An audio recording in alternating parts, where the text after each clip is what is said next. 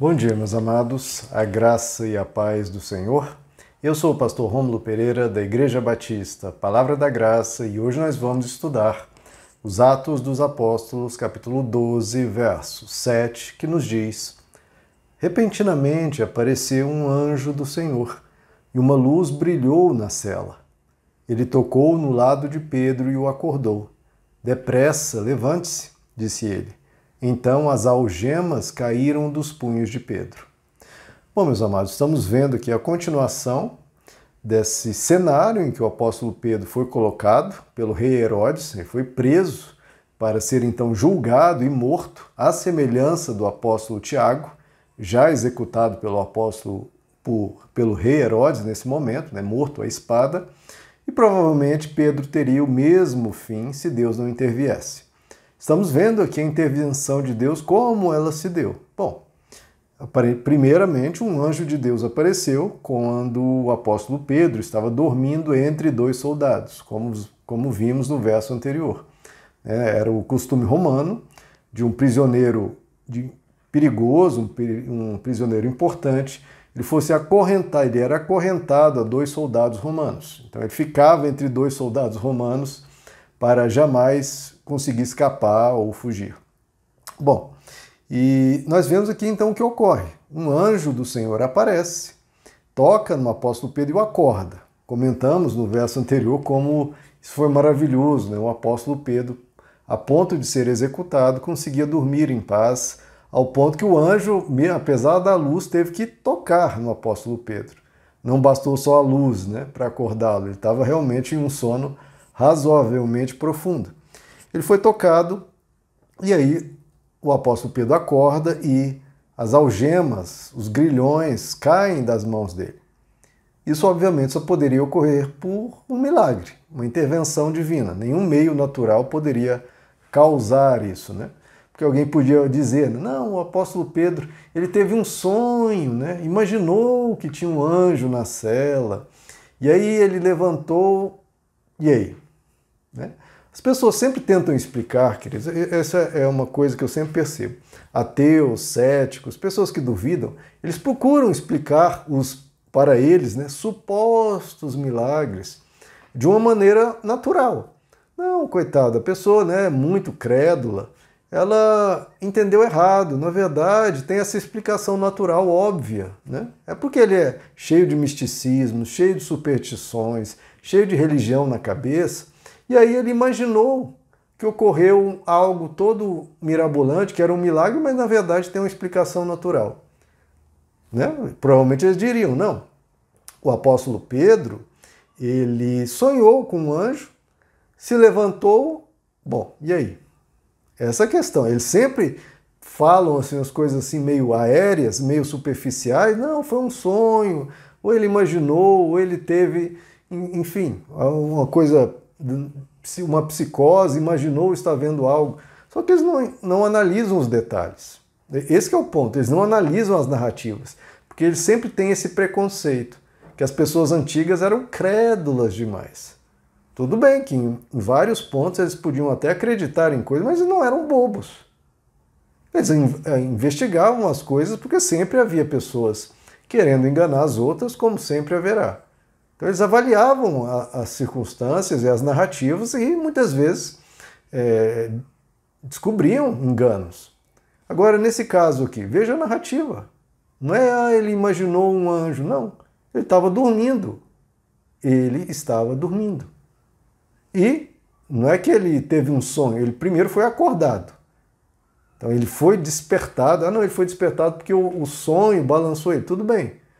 Poderia até ocorrer, mas ele despertou e de repente o que? As correntes, as algemas caíram das mãos. Como isso poderia ocorrer de forma natural? E para toda explicação que eles veem, para fatos realmente comprovados das Escrituras, são explicações totalmente estapafúrdias que fogem dos relatos, do que realmente é colocado. Eu já vi uma explicando o apóstolo Paulo, lá que teve a visão de Jesus no caminho para Damasco, ele faz uma explicação toda bela, só que não trata dos fatos conforme narrados, os detalhes que são essenciais nesse tipo de acontecimento. Então, ele fala, o apóstolo Paulo caiu da cabeça do cavalo, bateu a cabeça e aí imaginou estar vendo Jesus. Quando o relato não tem nada a ver com isso, ele não se comenta em cavalo, coisa nenhuma. Não foi só o apóstolo Paulo, né? Os companheiros também ouviram a voz, apesar de não ver a visão. Enfim, tem vários detalhes que não tratam. Então estamos diante claramente de uma intervenção divina, assim também como a questão do Saulo ao ver Jesus no caminho para Damasco. Isso aqui é espetacular. As algemas caíram. E mesmo as algemas caindo, que obviamente fazem um barulho, os soldados romanos não acordaram. Não apenas com barulho, como também com a movimentação do apóstolo Pedro, que estava dormindo entre eles. Estava dormindo entre eles, é impossível não fazer algum barulho ou talvez esbarrar neles. O que aconteceu? Provavelmente eles foram colocados por Deus em um estado de sono ou, enfim, sem perceber e sem sentir nada, por também uma intervenção divina, não apenas nas algemas, como também sobre os soldados romanos que ali estavam. E estamos vendo aqui, queridos, como Deus consegue desmontar os planos humanos, podem ser dos mais poderosos, dos reis e governadores, de uma forma simples, quando Ele quer, né? Porque, como já tratamos, Deus é soberano, Ele intervém quando, como, onde e da forma que Ele quiser. E nós vemos uma intervenção por meio de um anjo, né? O que são anjos? Hebreus 11 nos diz, eles são espíritos ministradores enviados para auxiliar os que hão de herdar a salvação.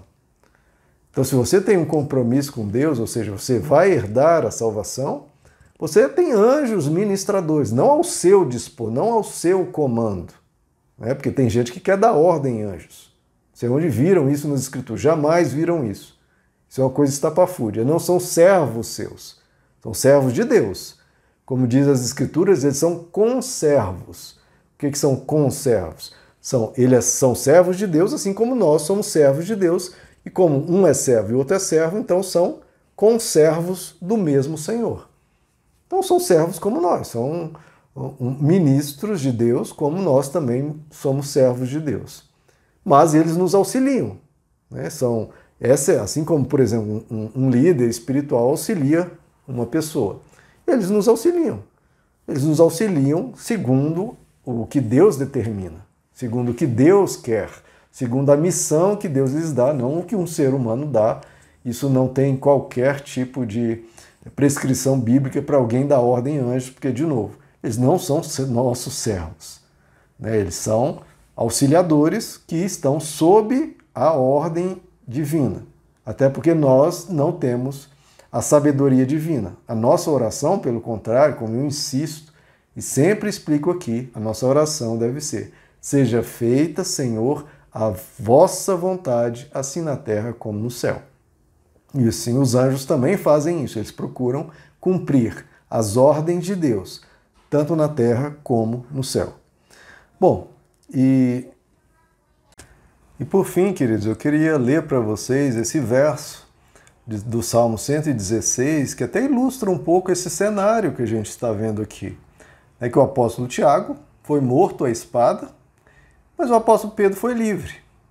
E como já comentamos, Deus é soberano, Deus sabe o que faz, a gente tem que colocar nossas mãos, nossa vida nas mãos dele, e sem pensar, nossa, mas o Tiago foi derrotado, foi morto.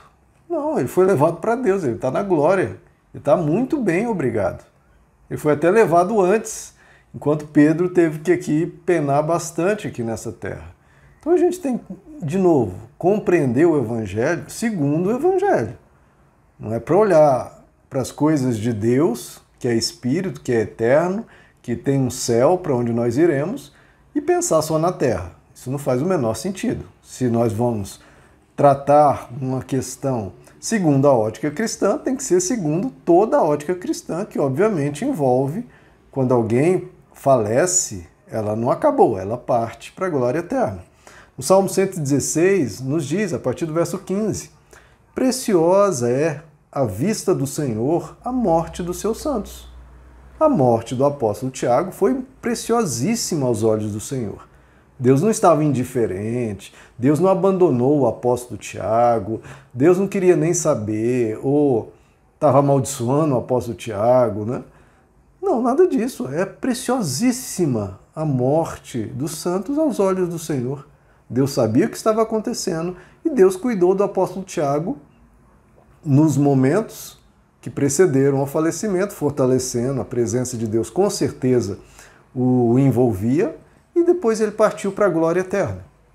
Assim também como o verso 16 agora nos diz: ó Senhor, né, preciosa é a vista do Senhor a morte dos seus santos, e continua: ó Senhor, deveras sou teu servo, filho da tua serva, soltaste as minhas cadeias. Então vocês veem no verso anterior, verso 15 do Salmo 116, foi a vida do apóstolo Tiago, foi o fim do apóstolo Tiago. E o verso 16, o verso seguinte, foi o que ocorreu com o apóstolo Pedro.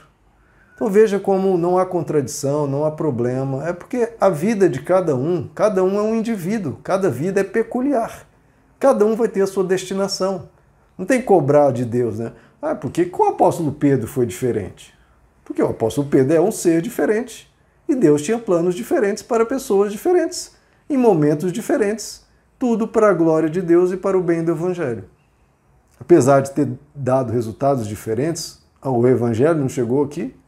A gente não honra a memória do apóstolo Tiago, a gente não honra a memória do apóstolo Pedro, mas seguiram por caminhos diferentes, porque Deus sabia o que estava fazendo. Então esse salmo é lindo. Se tiver que morrer, precioso é à vista do Senhor a morte dos seus santos. Se tiver que ser liberto por uma intervenção divina, se for esse o caminho, que maravilha é o que ocorre com um servo de Deus. Com um servo de Deus ele pode partir e ir para a glória, ou ser liberto, ou receber uma resposta de oração, enfim. O que vier, meu irmão, vai ser glorioso. O que vier, estando com Deus e sendo dirigido e conduzido por Deus, é bênção, é maravilha. Senhor, dirige as nossas vidas, que Deus dirija a tua, meu querido. E confie, seja para onde Ele te levar, se for para partir, e todos nós vamos partir, que seja quando e como Deus deseje, ou se for para nós ficarmos, que Ele vai intervindo segundo a misericórdia, segundo a graça, segundo a sabedoria, segundo a soberania dEle. Ele sabe o que faz. Meus amados, que Deus lhes abençoe. A graça e a paz do Senhor.